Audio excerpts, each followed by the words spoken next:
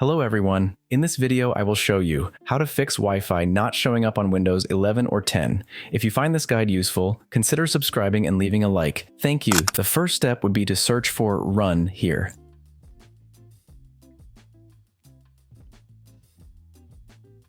Then here, you will type services.msc.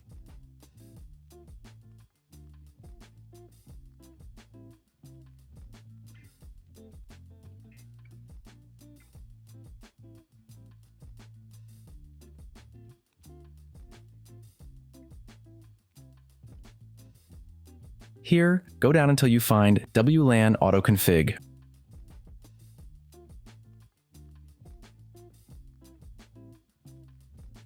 Right-click Properties.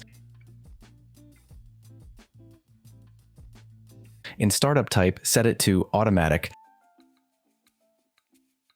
Apply. OK, then look for Device Manager.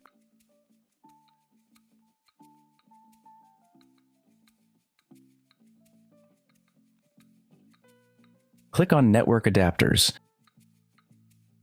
And here, look for your Wi-Fi. Right-click Uninstall Device. Uninstall, then click here. Now, once you have done that, you will do the following. Hold down the power button on the PC for about 35 to 40 seconds. If the PC shuts down, keep holding it until those seconds are up. After the 40 seconds have passed, turn on the PC normally, and it should be fixed. If the video was useful, consider subscribing and leaving a like. Thanks!